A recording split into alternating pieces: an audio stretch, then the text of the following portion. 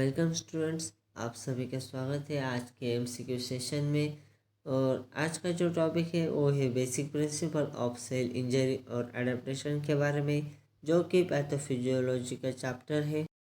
तो student start करते हैं हमारे फर्स्ट क्वेश्चन के साथ, जो कि है inflammatory response was dash dash in apoptosis and dash dash in necrosis. यानी इस क्वेश्चन में हमें पूछा गया है कि इन्फ्लेमेटरी रिस्पॉन्सेस एपोप्टोसिस और नेक्रोसिस में प्रेजेंट या अब्सेंट होते हैं, इसके बारे में।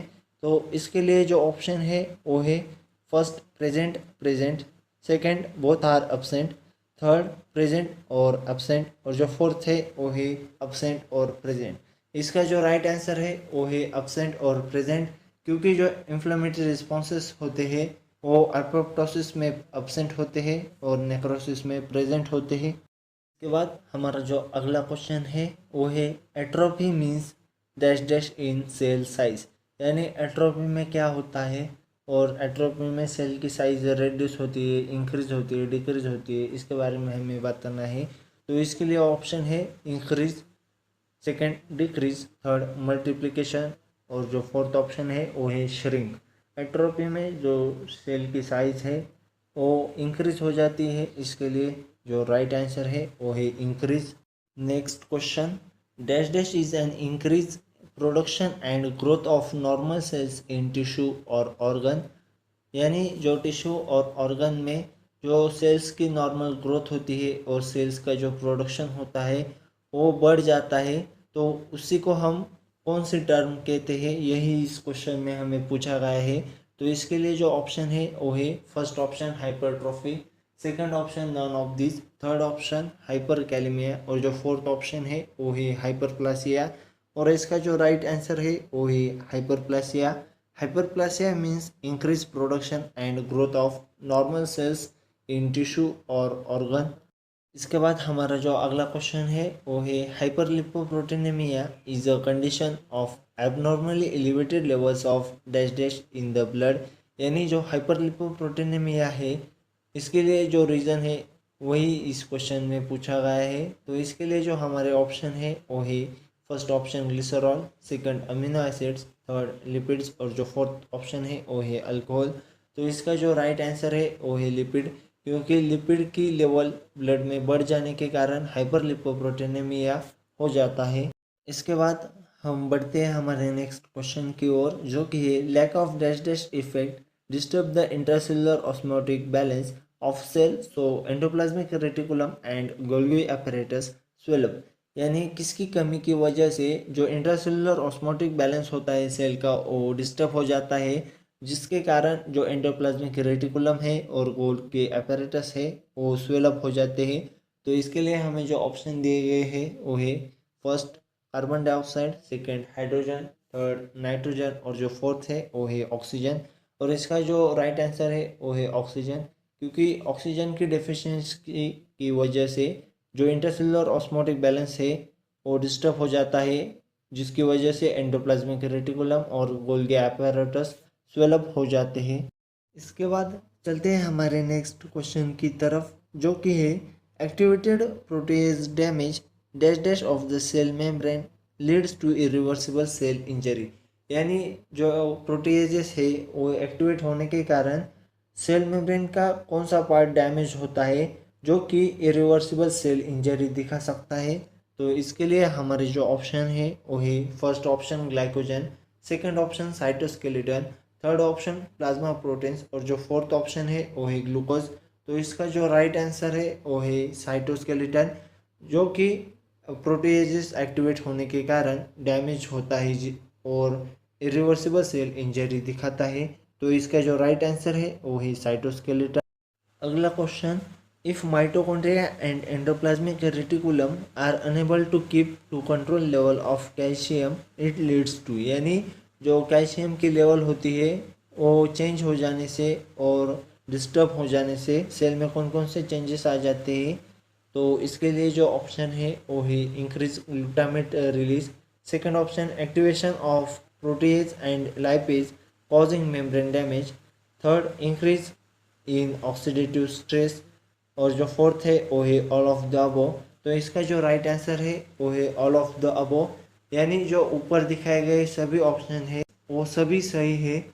अगला question, excessive accumulation of dash dash protein in the kidney produce leakage of proteins from the glomeruli into glomerular filtrate. यानी किडनी में कौन से प्रोटीन के एक्सेस की वजह से प्रोटीन का लीकेज होता है ग्लोमेरुली से ग्लोमेरुलर फिल्ट्रेट की तरफ। तो इसके लिए हमें ऑप्शन दिए गए हैं, first albumin, second globulin, third uric acid और जो फोर्थ ऑप्शन है वो है क्रिएटिनिन। तो इसका जो राइट आंसर है वो है एल्बुमिन। एल्बुमिन की एक्सेस की वजह से प्रोटीन का लीकेज होता है from glomeruli into glomerular filtrate. इसके बाद हमारा जो इजीएस्ट क्वेश्चन है वो है major risk factor for atherosclerosis include. यानी अथेरोस्क्लेरोसिस में जो मेजर फैक्टर है उसके बारे में हमें पूछा गया है। तो इसके लिए हमें ऑप्शन दिए गए हैं, first obesity, second physical inactivity, third option hypertension और जो लास्ट ऑप्शन है वो है प्रोथ्रोम्बिक फैक्टर्स। तो इसका जो राइट आंसर है वो है हाइपरटेंशन, क्योंकि जो अथेरोस्क्लेरोसिस में जो मेजर रिस्क फैक्टर है वो है हाइपरटेंशन। अगला question, alcohol heavy drinking can damage the dash dash muscle and worsen of the risk factors for atherosclerosis. यानी ज़्यादा अल्कोहल के सेवन के कारण कौन से मसल डैमेज होते हैं जो कि अथेरोस्क्लेरोसिस होने के लिए रिस्पॉन्सिबल हो सकते हैं। तो इसका जो राइट ऑप्शन होगा उसे हमें चूज़ करना है। तो इसके लिए हमें ऑप्शन दिए गए हैं, first lungs, second liver, third heart और जो लास्ट है वो है नर्व। तो इसका जो राइट आंसर है वो है हार्ट। हार्ट के मसल डैमेज होने के कारण अथेरोस्क्लेरोसिस के रिस्क फैक्टर बढ़ जाते हैं और जो कि अल्कोहल के हेवी ड्रिंकिंग की वजह से होता है। इसके बाद हमारा जो अगला क्वेश्चन है वो है atherosclerosis is dash dash of arteries caused by a buildup of plaque. यानी जब जो प्लेग आ जाता है आर्टरीज में तब एथेरोस्क्लेरोसिस की कंडीशन आ जाती है। तो इस कंडीशन में आर्टरी में कौन सा चेंज होता है इसके बारे में हमें बताना है। तो इसके लिए जो ऑप्शन है वो है कॉन्ट्रैक्शन, नैरोविंग, थर्ड टेपरिंग और जो लास्ट है वो है ऑल ऑफ द अबव। तो एथेरोस्क्लेरोसिस में ये सारी कंडीशन देखी जा सकती है, इसलिए इसका जो राइट आंसर है वो है ऑल ऑफ द अबव। इसके बाद हमारा जो अगला क्वेश्चन है वो है dash dash usually caused by focal bacterial infections. यानी फोकल बैक्टीरियल इन्फेक्शंस की वजह से क्या होता है यही हमें बताना है। तो इसके लिए ऑप्शन है liquefaction, second option coagulative, third option fat और जो लास्ट ऑप्शन है वो है कैसियस। तो इसका जो करेक्ट आंसर है वो है लिक्विफैक्शन, जो कि होता है फोकल बैक्टीरियल इन्फेक्शन की वजह से। इसके बाद हमारा सेकंड लास्ट क्वेश्चन है pathogenesis of apoptosis can be explain by. यानी जो पैथोजेनिस होता है एपोप्टोसिस का वो एक्सप्लेन होता है फॉलोइंग टर्म्स से। तो वो टर्म्स हमें प्रोवाइड की गई है, first the death receptor pathway, second mitochondrial pathway, C both A and B and जो लास्ट है वो है नन ऑफ द अबव। तो इसका जो राइट आंसर है वो है बोथ ए एंड बी, क्योंकि जो डेथ रिसेप्टर पाथवे है और माइटोकॉन्ड्रियल पाथवे है वही पैथोजेनेसिस ऑफ एपोप्टोसिस को एक्सप्लेन करते हैं। इसके बाद हमारा इस वीडियो का जो लास्ट क्वेश्चन है वो है dash dash necrosis is commonly results from sudden reverse ischemia. यानी जो रिवर्स इस्कीमिया की वजह से कौन सा नेक्रोसिस होता है। तो इसके लिए हमें ऑप्शन दिए गए हैं caseous, second option coagulative, third option liquefaction और जो लास्ट ऑप्शन है वो है फैट। तो इसका जो राइट आंसर है वो है coagulative. Coagulative necrosis is commonly results from sudden reverse ischemia. Thank you guys for watching this video.